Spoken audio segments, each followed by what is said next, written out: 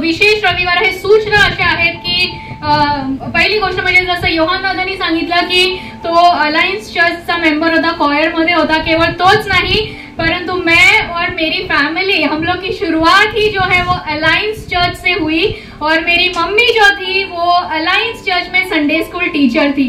So it is like घरातल्या लोकांना आमच्यामध्ये बोलवल्यासारखं आहे।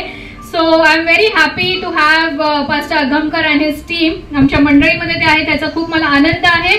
आणि जसं योहान दादांनी सांगितलं या ठिकाणी आमच्या मंडळीचं चर्चचं नाव आहे spirit field churches of India आणि आमचे जे लीडर आहेत, ओनर या ठिकाणाचे आहेत पास्टर अब्राहम शेखर, त्यांची ही जागा आहे, ते अमेरिकेमध्ये असतात आणि ह्या ठिकाणी दर रविवारी 4 सभा भरतात। सकाळी इंग्लिश मध्ये ज्यूइश मेसियानिक सर्व्हिस जे सिस्टर पास्टर ट्रीजा ज्यांनी सुरुवातीची प्रार्थना केली ते घेतात।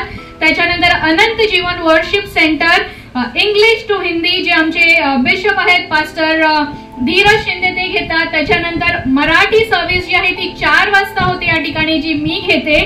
आणि आपण जो 6 वाजताचा टाइम घेतलेला आहे तो तमिल सर्व्हिस, तमिल सर्विस से है क्या कोई? So today we are having a combined service.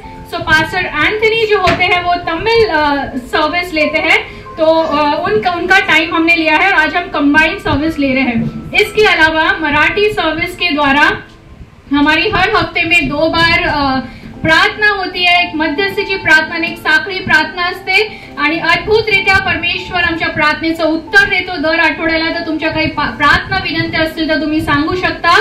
आणि दुसरी गोष्ट म्हणजे मराठी सर्व्हिसच्या द्वारे दर महिन्यातून एकदा ऑनलाईन वुमेन्स फास्टिंग प्रेयर असते, म्हणजे ती सर्वांसाठीच असते परंतु जी प्रचार करणारी किंवा वचन देणारी असते ती महिला असते।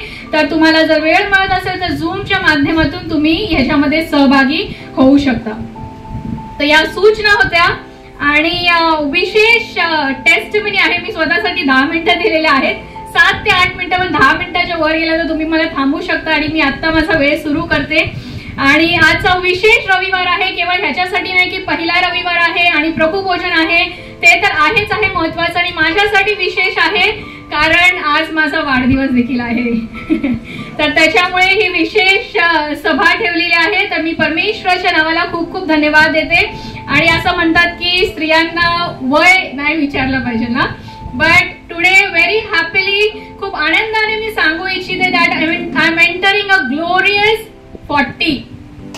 40 वर्षामध्ये मी पदार्पण करत आहे। I am living the 30s back. आणि असं म्हणतात की खरी आयुष्याची सुरुवात 40 नंतर होते ना, कारण 40 पर्यंत पोहोचूपर्यंत आयुष्यामध्ये आपण भरपूर चांगले वाईट अनुभव घेतलेले असतात। आणि त्याच रीतीने मी देखील या 40 वर्षामध्ये माझा तांबडा समुद्र पार केलेला आहे आणि तो अरण्यातील, तो रानातील प्रवास मी पूर्ण केलेला आहे। आणि काही वर्षापूर्वी ज्या खडतर त्या प्रवासातून मी जात होती त्यावेळेस मी कधी विचार पण केला नव्हता की मी हे 40 वर्ष सुद्धा बघू शकेन, हे 40 वर्ष मी जगीन। कारण आयुष्यात अशा काही वाईट गोष्टी घडल्या की बऱ्याचदा असा प्रसंग आला की मी कदाचित माझा जीव घेऊ शकत होती, परंतु मी विश्वासात खंबीर राहिली आणि मी देवाकडे वाचा बांधली। देवाला सांगितलं की तू जे चांगलं काम माझ्या आयुष्यात सुरू केलेलं आहेस ते जोपर्यंत तू पूर्णतेस आणत नाही तोपर्यंत तू देखील माझा जीव घ्यायचा नाही आणि मी देखील माझा जीव घेणार नाही। मोशेसारखं माझ्याशी नाही करायचं। मी 40 वर्ष या रानातून जात आहे, हा खडतर प्रवास करत आहे आणि मोशेसारखं मला दुरून ती वचनदत्त भूमी दाखवून माझा अंत तू नाही करायचा आहे। मला त्या वचनदत्त भूमीचा उपभोग घ्यायचा आहे। त्याचं वचन सांगतं की तो काल, आज आणि युगानुयुग सारखाच आहे ना, आणि त्यांनी ती वाचा परिपूर्ण केली आणि मागच्या वर्षी खूप असे माझे जे थांबलेले आशीर्वाद होते ते मोकळे झाले। मागच्या वर्षी फेब्रुवारी मध्ये 7.5 वर्ष माझा थांबलेला माझा प्रमोशन मला मिळालं आणि मी कधी स्वप्नात देखील कल्पना करू शकत नव्हती। मुंबई सारख्या ठिकाणी इथूनच अगदी 5-7 मिनिटाच्या दुरीवरती माझं स्वतःचं घर मी घेतलं आणि जून मध्ये मी त्या घरामध्ये गेली आणि तिथून माझं जे आशीर्वादाचे दिवस जे आहे ते प्रॉमिस लँड, वचनदत्त भूमीची सुरुवात झाली ना। पण तिथेच ते आशीर्वाद संपले नाहीत। 15 वर्षापूर्वी, आता जसं तुम्हाला सांगितलं की मी मराठी सर्व्हिस ह्या ठिकाणी चालवते, असेच मी उठली आणि इथे सर्व्हिस घ्यायला चालू नाही केलं ना. 15 वर्षापूर्वी देवाने मला सेवेचं पाचारण केलं होतं, परंतु देव लोकांना तयार, त्याच्या सेवकाला तयार केल्याशिवाय पुढे घेऊन येत नाही ना. 15 वर्षापूर्वी 26 जानेवारी 2008 ह्या दिवशी एका युथ मीटिंग मध्ये देवाने मला हे अभिवचन दिलेलं की दुसरे तिमोथी 2:15 तू सत्याच्या वचनाची योग्य विभागणी करून नीट सांगणारा, लाज वाटण्यास कसलेही कारण नसलेला, देवाच्या पसंतीस उरलेला काम करी असा स्वतःला सादर करण्यास होईल तितके कर. आणि देवाने मला सेवेचं पाचारण केलेलं आणि माझी इच्छा होती की मी बायबल कॉलेजमध्ये जावं आणि पास्टर व्हावं. ही 15 वर्षापूर्वीची गोष्ट आहे. पण 15 वर्षामध्ये देव मला तयार करत होता, परंतु त्या कठीण रानातला प्रवास करत असताना माझं हे जे कॉलिंग होतं it got lost into transit. आणि ते मी विसरून गेली माझ्या त्या दुःखांच्या दिवसामध्ये, त्या कष्टांच्या दिवसामध्ये. आपण विसरतो परंतु परमेश्वर विसरत नाही. आणि जसं मी म्हटलं की प्रमोशन, घर, तिथेच ते आशीर्वाद थांबले नाहीत. मागच्या वर्ष संपण्याच्या आधी मला एक प्रॉफेसी मिळाली, एक भविष्यवाणी मिळाली की काही गोष्टींसाठी जी मी इतके वर्ष वाट बघत होती ते दरवाजे डिसेंबर एंडच्या आधी मोकळे होणार आहेत. आणि मला अजिबात माहिती नव्हतं ती गोष्ट काय आहे. आणि जसं मी म्हटलं की ह्या जे जागेचे ओनर आहेत पास्टर अब्राहम शेखर, त्यांच्याबरोबर मी त्यांची ओळख माझी एका मलेशिया लीडरशिप कॉन्फरन्स मध्ये झाली. आणि पाळकीय सेवेमध्ये उतरण्याचा माझा काहीच उद्देश नव्हता. 15 वर्षात असा आहे की काही अनुभव आलेले की मी विचार केला मी आयुष्यात काही करीन पण पाळक होणार नाही ना. परंतु आपली योजना ती परमेश्वराची योजना नसते ना. आणि जसं मला ती प्रॉफेसी मिळाली होती आणि पास्टर शेखरशी माझं कनेक्ट झालं आणि ही वॉज मेंटोरिंग मी. आणि माहित नाही त्यांना काय विजन दिसलं आणि I mean he had some vision about me. आणि त्यांना काही पाचारण झालं आणि त्यांनी मला विचारलं की ही जागा या ठिकाणी मी ओपन केली आहे, मला 4 सर्व्हिसेस चालू करायचे आणि तू मराठी सर्व्हिस लीड करशील का. 15 वर्ष खूप मोठा काळ आहे ना. तेव्हा सेवा करायची होती, परंतु ह्याच्यासाठी हो बोलणं माझ्यासाठी खूप कठीण होतं. कारण 15 वर्ष किंवा 40 वर्षाचा खडतर प्रवास केल्यानंतर मी माझ्या वचन दत्त भूमीमध्ये आली होती आणि आता माझे सुखाचे दिवस चालू झाले होते ना. तर आता माझ्यासाठी खूप मोठं चॅलेंज होतं that if I should live cosy life, माझ्या वचन दत्त भूमीमध्ये आरामदायी मी जीवन जगावं, आनंदात राहावं, की सेवेसाठी पुढे पाऊल उचलावं. कारण सेवा करणं हे सोपं नाहीये ना, खूप मोठी जबाबदारीची गोष्ट आहे. आणि माझं हो नाही होणे चालू होतं. परंतु 15 वर्षापूर्वी जसं देव मला वचनाच्या द्वारे बोलला, ह्यावेळेस देखील मी विचार केला की माझं हे कॉलिंग होतं. आणि आता जर देवाने मला विचारलं आता नाही तर मग कधी ना. देवाने त्याची वाचा परिपूर्ण केली, आता माझी वारी आहे तर I should take a step. आणि देवाने मला स्तोत्रसंहिता 61:5 हे वचन दिलं. कारण हे देवा तू माझी नवसाची प्रार्थना ऐकली आहेस, तुझ्या नावाचे भय धरण्याचे वचन तू मला दिले आहेस.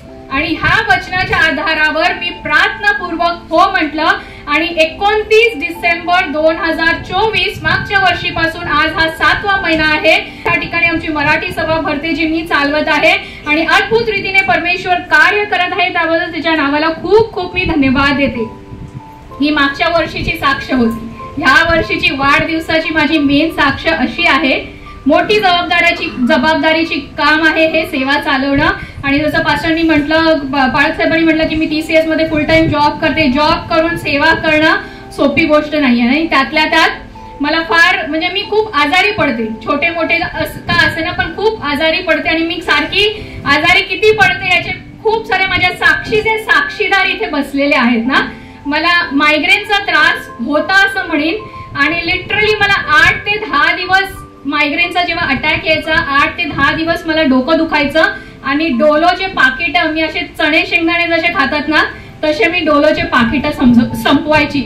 सायनसचा मला त्रास होता आणि अगदी 2-3 महिन्यात मला सर्दी झालीच पाहिजे. आणि माझी आई मला नेहमी म्हणायची की सर्दी म्हणजे तुझा सर्वात मोठा आजार आहे. आणि खरोखर सर्दी म्हणजे माझा हा सर्वात मोठा आजार होता. कारण सायनस असल्यामुळे माझी ती सर्दी बाहेर पडायची नाही. मला इतका त्रास व्हायचा, मायग्रेन, सर्दी, म्हणजे जरा जरी वातावरणामध्ये वेदरमध्ये चेंज झालं की मला इतकं ते सायनसचा त्रास व्हायचा आणि मला श्वास घ्यायला त्रास व्हायचा. आणि आमचे जे नेबर्स आहेत, आम्ही जे एकाच बिल्डिंग मध्ये राहतो, नितीन दादा आणि माधुरी बहिणी, काही महिन्यापूर्वी मला लिटरली श्वास घ्यायला त्रास होत होता. रात्री 2:45 वाजता मी त्यांना ओवा आणून द्यायला सांगितलं.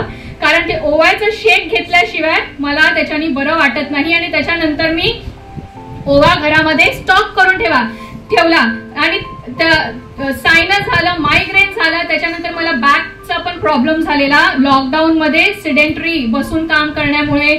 आणि मी काहीतरी वर्कआउट करण्याचा प्रयत्न केला, त्याच्यामुळे माझ्या स्पाईनला त्रास झालेला. मी बेड रेस्ट वरती होती आणि मी जास्त एक्झर्शन करू शकत नाही. आणि ह्याच्या आधीच्या सर्व्हिसमध्ये म्हणजे माझी सेवा चालू करण्याच्या आधी ज्यावेळेस मी इंटरप्रिटेशन करायची, भाषांतर करायची, 30 मिनिटं देखील मला उभं राहायला व्हायचं नाही. आमचे पालक सांगायचे की तू खुर्ची घेऊन बस आणि इंटरप्रिटेशन कर. आणि डिसेंबरच्या आधी ज्यावेळेस ही सेवा चालू करण्याच्या आधी लिटरली मी माझ्या भावाला सांगत होती की मला कदाचित MRI आणि CT स्कॅन करावा लागेल, मला इतका त्रास होत आहे. परंतु जी साक्ष आहे, आणि ही केवळ साक्ष नाही तर माझ्या जीवनातला मोठा चमत्कार आहे, डिसेंबर पासून आज जुलै 7 महिन्यामध्ये मला एकदाही मायग्रेनचा हेडेक झालेला नाही. मी एकदाही पेन किलर घेतलेली नाही. इतकं एक्स्ट्रीम लेवलचं वातावरण चेंज होत आहे, तुम्हाला माहितीये, सर्दी, खोकला, ताप, व्हायरल चालू आहे. एकदाही मागच्या 6 महिन्यामध्ये मला सर्दी झालेली नाही. मी अर्धा तास इथे इंटरप्रिटेशन साठी उभी राहू शकत नव्हती. अर्धा तास मी उभं राहून वर्शिप करते, 1 तास उभं राहून मी वचन देते.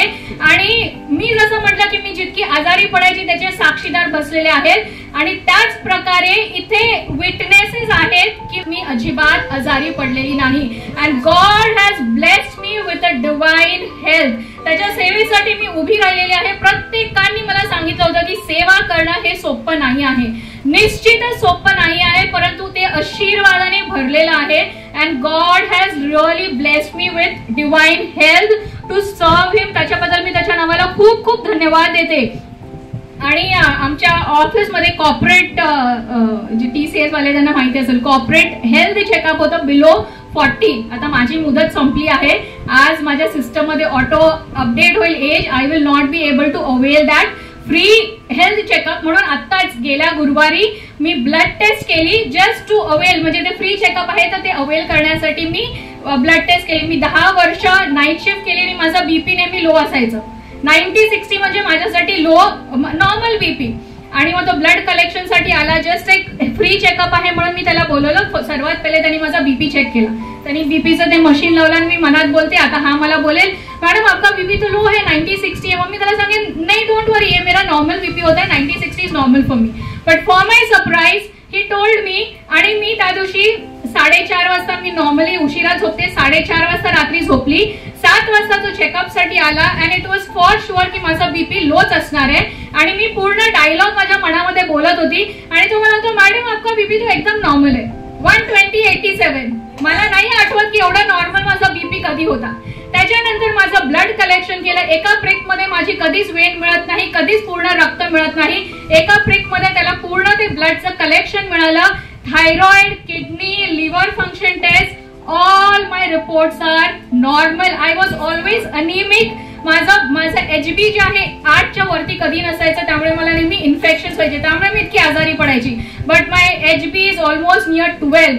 मला नाही आठवत, माझा भाऊ आहे इथे बसलेला आहे, मेडिकल वाला आहे, त्याला माहिती आहेत माझे reports. And I will show him my reports. All my reports are normal by God's grace. आणि मी खूप धन्यवाद देते त्याच्या नावाला. आणि केवळ आरोग्याच्या बाबतीतच त्यांनी दरवाजे नाही उघडले. 15 वर्ष मी TCS मध्ये काम करते. इयरली अप्रेझल होतं ना, इयरली अप्रेझल मध्ये ABCD रेटिंग्स येतात आणि त्या हिशोबाने इन्क्रीमेंट होते.